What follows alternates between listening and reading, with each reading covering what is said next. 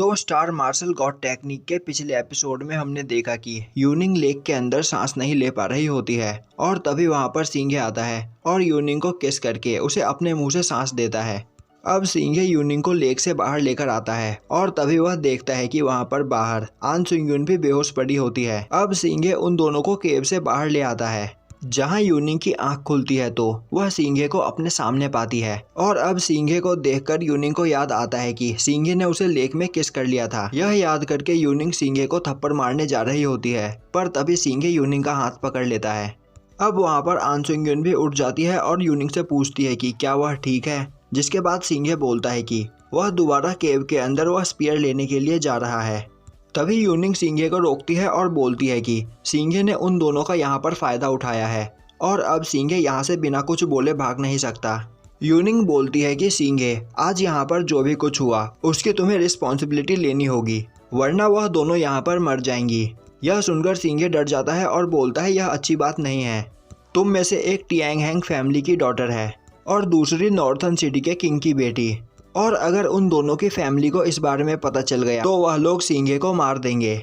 यूनिंग बोलती है कि उसे इससे कोई फर्क नहीं पड़ता, भले ही आन सुंग यून सिंघे को माफ कर दे, पर यूनिंग उसे कभी भी माफ नहीं करेगी और सिंघे ने यूनिंग के साथ लेक में जो किया वह उसे कभी नहीं भूलेगी। तो अब सिंघे को उन दोनों की रिस्पॉन्सिबिलिटी लेनी होगी और अगर सिंघे ने वह रिस्पॉन्सिबिलिटी लेने से मना कर दिया तो यूनिंग अपनी फैमिली को इस बारे में सब कुछ बता देगी।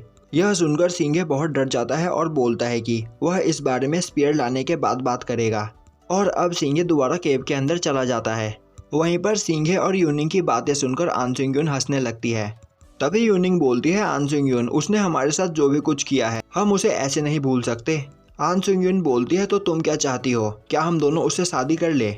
और अगर सिंघे इस बात के लिए मान भी जाए तो उनके फादर कभी भी इस बात के लिए एग्री नहीं करेंगे। और अब आन सुंग यून यूनिंग को बताती है कि उसके फादर उसकी पॉलिटिकल मैरिज करना चाहते हैं जिससे टियांग हैंग फैमिली और भी ज़्यादा पावरफुल हो जाए।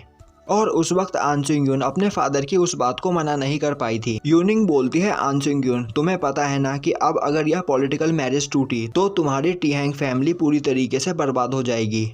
मेरे फादर भी मेरी ऐसी ही शादी करवाना चाहते थे पर फिर मैंने उनके सामने शर्त रख दी कि अगर उनका पसंद किया हुआ लड़का यूनिंग को ड्यूल में हरा दे तभी वह उससे शादी करेगी। पर वह लड़का यूनिंग को नहीं हरा पाया और तभी वहां पर यूनिंग को उसके पीछे से कोई भागता हुआ दिखाई देता है।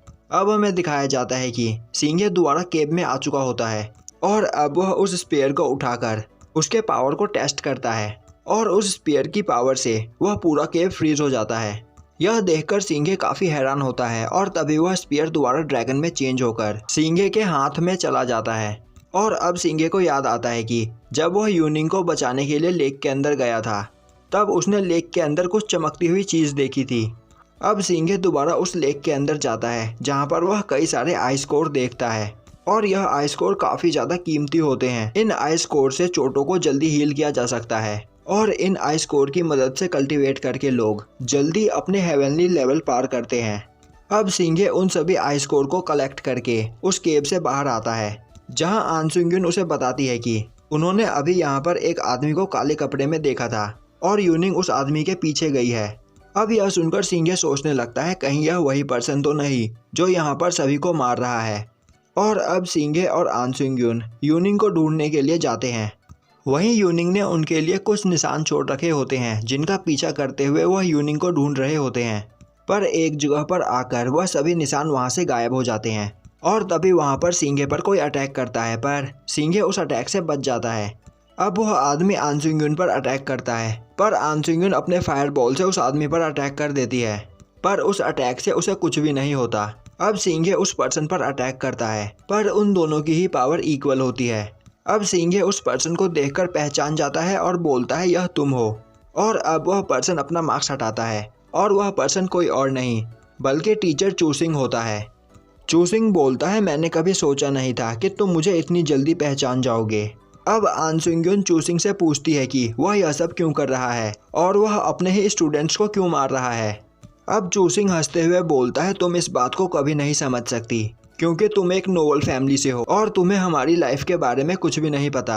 अब सिंघे देखता है कि यूनिंग यहाँ पर नहीं है, जिससे वह समझ जाता है कि चूसिंग यूनिंग के पीछे है। सिंघे बोलता है तो तुम यूनिंग के पीछे हो। चूसिंग हंसता हुआ बोलता है तुम काफी ज्यादा स्मार्ट हो, तुमने यह बात काफी जल्दी गैस कर लिया।